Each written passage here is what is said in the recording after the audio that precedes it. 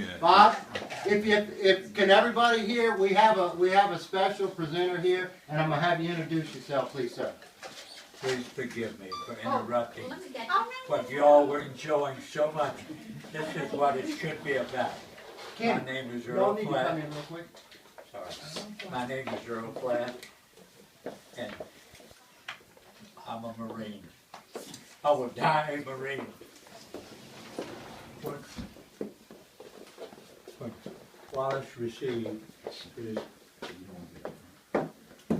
slogan anchor, excuse me, I'm 89 years old, and I'm not supposed to be here. But when he received his slogan anchor, he joined the greatest fighting fraternity the world will ever know. And I was privileged to do the same thing prior to World War II.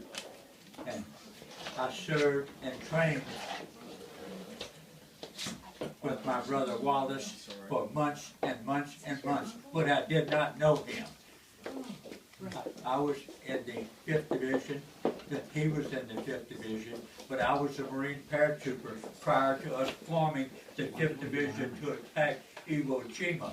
Do you want to hear just about 5 minutes of it? I promise I'll leave. Stay all afternoon. I can only stand for so many. Well, look, have a seat right here. Write him down. No, I couldn't talk if I And when I went into the Marine Corps as a sharecropper's friend and son, it's the best thing other than being born an American that I ever done, I guess. We didn't have any money. When I graduated from the 8th grade, I turned 17 years old. And in the hills of Tennessee, the farmers didn't do anything except farm if there was something to do. So it took us longer to get through the 8th grade. But when I turned 17, I had 2 older brothers that were in high school. And President Roosevelt said, gather around your fire for another fireside chat. Those of you with gray hair may have heard of him and may have heard his fireside chat. He says, it looks like we will ultimately be at war. If we do, we will have to have some volunteer people. And I told my mother that I said, Mr. Roosevelt just told me that if I would go into the Marine Corps now, they would not take any other male from the family. I wanted them to graduate from high school. I had just graduated from the 8th grade. I knew everything in the world. I didn't need any more education. All I needed was, because when I went to town on the Saturday to sell our vegetables on the wagon, I would pass a Marine Corps sign, and he was in his blues. And he had a girl on each shoulder. That's what I wanted. And then the war came along. And after Pearl Harbor, I was stationed in Quantico prior to Pearl Harbor. I was going to be on the rifle range and the pistol range for the FBI. But Japan didn't want that to happen to me, so they attacked us on December the 11th. And on December the 12th, we volunteered for the FMF, which is the Fleet Marine Force. Well, because I had been in for several months, I knew how to salute, I knew how to count cadence and all of that, and I could take a rifle apart blindfolded, not field strip it now. I would not detail strip it, I would field strip it, but I could do it blindfolded. So they wanted me to stay and help form some fighting new men that was coming in the Marine Corps after December the 7th to do that. So I went to Newbern, North Carolina with another group of old salts. We called that old salts in those days, and formed the 23rd Marines. And when we got to forming the 23rd Marines, says, you all are going to Guadalcanal. I said, good, I want to go kill Japs. I didn't know that their bullets were real. I didn't know anything about them. All I knew is I wanted to protect this country. I was making $21 a month. They paid us on the table where we would eat, and they would count out $21. I had never seen $21 at one time before in my life. That belonged to me. I sent my mother $10. I paid $6.40 for my life insurance, and I drank the rest in beer.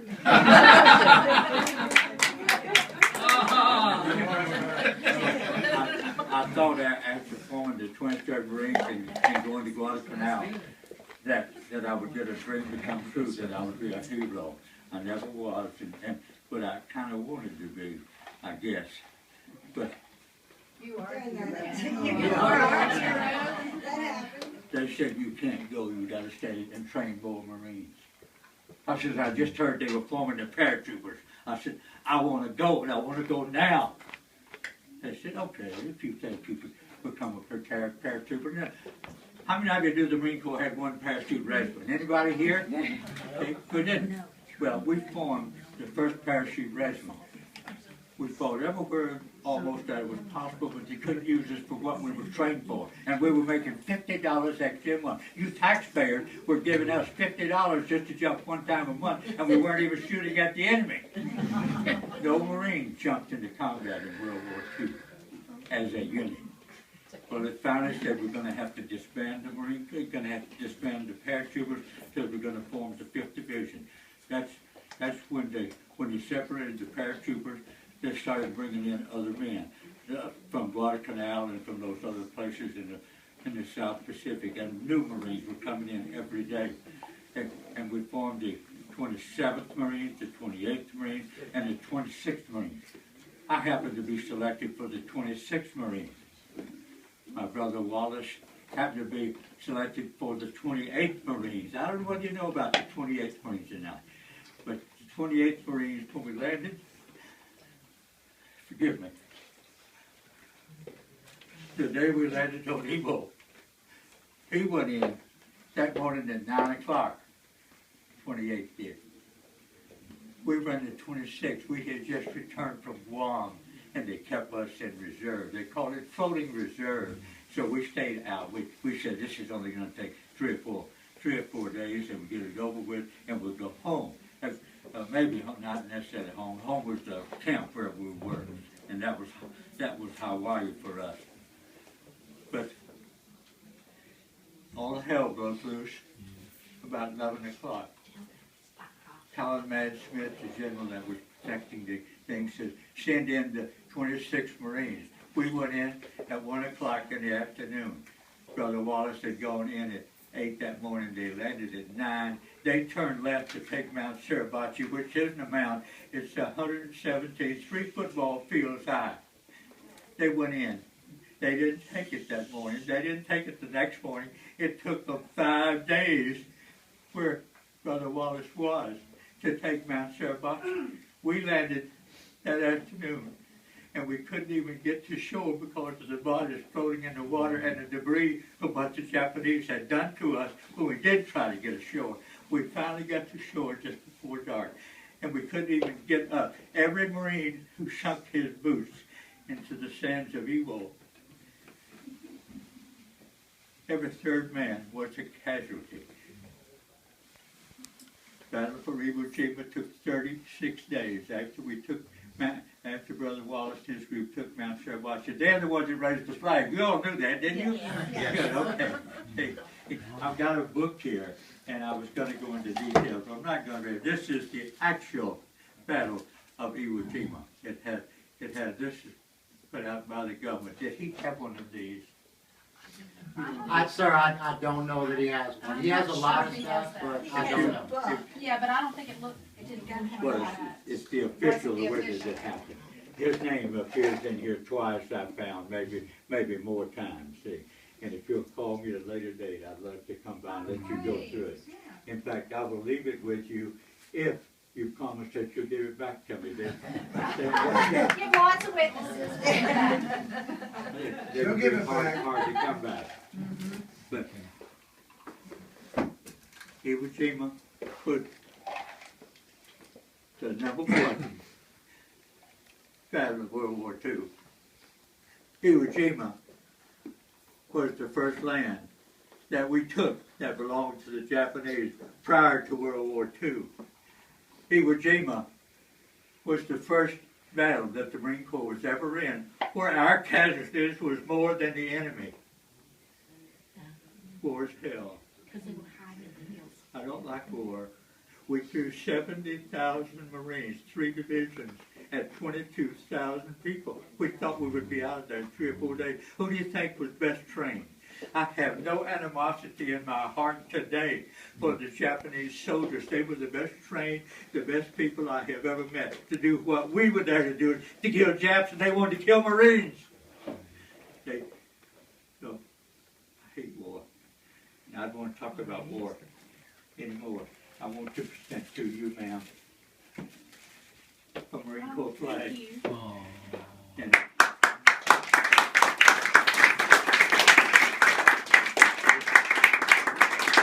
I want to give you this card, and I can't read it. But Well, I don't would have my like glasses, I can't you- either. I'll say everybody, I don't have my glasses. Would you please read Take a look at the Japanese flag. This Oh, you're gonna make me read it, huh? This is your. I got it, sir. Now, this was given to the chaplain of the Marine Corps League who couldn't be here today. His name is Charles McGowan. He's a wonderful fellow. He wrote a special note to you all. Here, we'll get, let's see, I'll get my glasses. Emily, read it. Emily, Yeah, go read yeah, it. okay, Denise. Come on. I will read it, I just can't see it. The family members and friends of James J. Wallace, Oh. Christian patriot and United States Marine. On behalf of our entire, maybe I can. I mean, we can. Emily, You know what? Yeah. I hope we can leave it out for everybody to read. Okay, wait. You have good eyes. Go, Emily. Okay, to family members and friends of James J. Wallace, Talk loud. And slowly. I Christian couldn't read it patriot, either, ma'am. and United States Marine, on behalf of our entire Acadiana Detachment, number 488, United States Marine Corps League, and all detachments of this U.S. Marine, Hope, Loyal League in the United States of Louisiana, in the state of Louisiana, please accept our sincere sympathy upon the temporary loss of James J. Wallace.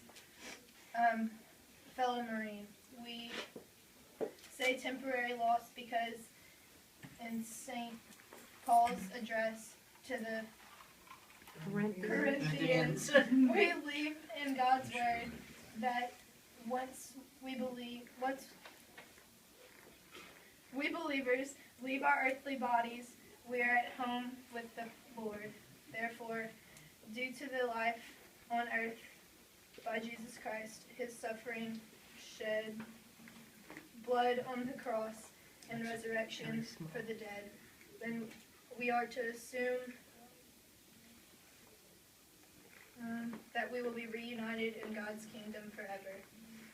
As our Marine James J. Wallace would have it, these of us who follow should adhere to It's okay. It's okay. That would be plenty right there. You could read that. Yeah. all our love, Catherine and Charles McGalson II. Duplichin, is that what it says? No. His name is a chap. With a tree. His name. Oh, his- second chaplain. Yeah. Okay. The handwriting is really bad. He'd run empty. Too much thanks. Ask her with the But yeah, that's it. turquoise. Thank you. Thank you.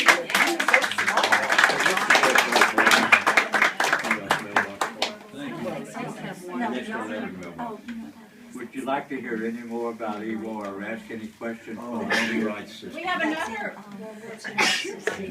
Earl Flatt. That's Dale Wright's This is story. my father-in-law, Kennedy. Whenever we heard the Marines were in trouble, we go over and drop a few bombs. Get the jobs up so the Marines could kill them.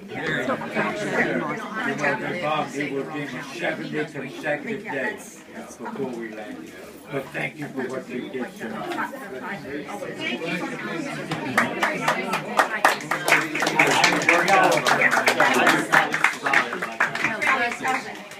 Stay and have something to eat and visit. Sorry. Oh, y'all were- y'all were- They're out there. Oh, okay, great.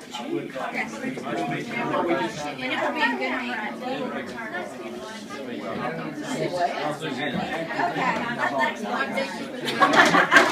Let me make sure we have your information. Is your contact number in there? Or I can write it down. Do you have it in there? Did you move in? I just happened to open my book, The Spearhead, the 5th Marine Division, and this is the picture of the flag raising. And all of you have seen that, but I don't know whether you know it or not, but this is the group that Brother Wallace was with, the 28th Marines. And it's special to me because 2 of these men were paratroopers with me prior to landing on Iwo. Ira Hayes, the Indian, he's the back with Job Dollar, one of 22.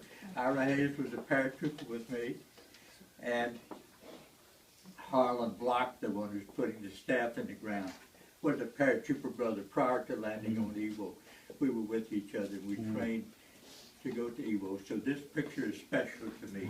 And when you all run into people who want to know about Iwo or have heard about this, tell them that you met an old Marine who was there and watched this flag be raised, and 2 of the people are his special brothers. Would you do that for me? He's glad to. Happily so.